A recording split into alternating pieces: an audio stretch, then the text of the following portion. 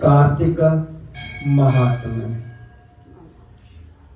धर्मदत्त बोला कि मैंने जय और विजय भगवान विष्णु के द्वारपाल सुने हैं। उन्होंने कौन सा नियम या व्रत किया जिससे विष्णु का रूप मिला। गण बोले कि हे विप्र, तृणबिंदु की देवहूति कन्या से कदरम ऋषि की कृपा से 2 पुत्र हुए। बड़ा जय और छोटे का नाम विजय था। उसी देवहूति के योगी कपिल देव हुए। जय और विजय ने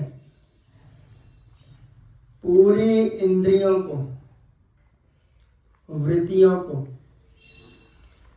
भगवान विष्णु की भक्ति में लगा दिया और इसी से बहुत बड़े धर्मात्मा हुए। एक बार उन दोनों को मारुत राजा ने बुलाया। वह यज्ञ करने में बड़े चतुर थे। उनको देवता और ऋषि मानते थे। वे दोनों वहां गए और उस यज्ञ में जय ब्रह्मा और विजय याजक बना। इस प्रकार वो यज्ञ समाप्त हुआ। इसके बाद राजा मारुत ने यज्ञ का स्नान करके उनको बहुत सा धन दिया। उस धन को लेकर के दोनों अपने अपने आश्रम में आए।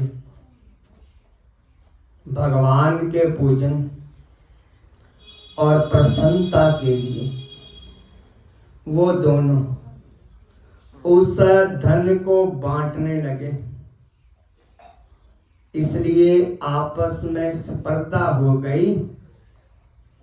जय ने कहा कि दोनों का समान भाग होना चाहिए और विजय ने कहा कि जो जिसको मिल गया वो उसी का।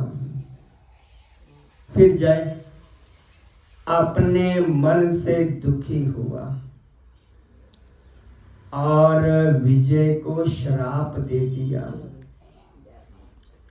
कि तू प्राप्त धन को नहीं देना चाहता है, इसलिए जा ग्रहा बन जा, मगरमच्छ बन जा। विजय ने जय को श्राप दिया कि तूने घमंड में आकर के मुझे श्राप दिया है, इसलिए हाथी हो जा। तब उन दोनों ने नित्य पूजन के समय भगवान के दर्शन करके उनसे सारा समाचार कहा और श्राप को दूर करने के लिए प्रार्थना करने लगे। और दोनों बोले कि हे भगवान, हम तो आपके भगत हैं, तो ग्रह और गज की योनि में कैसे जाएंगे? इसलिए हे कृपा सिंधु, इस शाप से हमारा उद्धार कीजिए। श्री विष्णु बोले कि मेरे भक्तों की वाणी कभी असत्य नहीं होती है और मैं उसको कभी नहीं लौटा सकता। एक बार मैं प्रहलाद के लिए खंबे से प्रकट हुआ, फिर अम्बरीशी के कहने से मैं इस अवतारों में प्रकट हुआ। तुम दोनों अपने कहे हुए श्रापों को भोग करके मेरे रूप को पाओगे। ये कह करके भगवान अंतर ध्यान हो गए। गण बोले कि फिर वे दोनों ग्रह और गज बन करके कार्तिक पूर्णिमा का दिन गंडकी नदी में स्नान करने के लिए गए। उस समय श्राप के कारण को याद करके ग्रह मगरमच्छ ने गज हाथी का पैर पकड़ लिया। मगरमच्छ से पकड़े हुए हाथी ने विष्णु भगवान का ध्यान किया तो उसी समय शंख चक्र गदाधारी विष्णु भगवान प्रकट हुए। फिर विष्णु भगवान ने चक्कर से उस मगरमच्छ को मार करके उन दोनों का उद्धार किया और अपना रूप दे करके बैकुंठ को ले गए।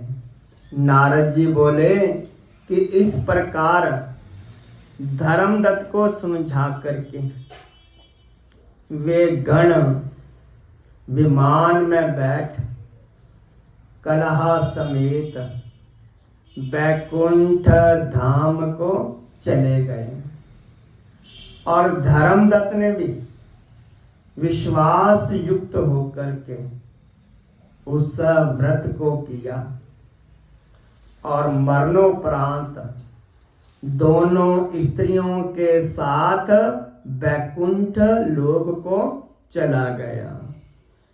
इस वृतांत को जो प्राणी इस कथा को सुनता है सुनाता है वह भगवान की कृपा से विष्णु के समीप देने वाली भक्ति को प्राप्त करता है। बोलिए श्री विष्णु महाराज की जय। कथा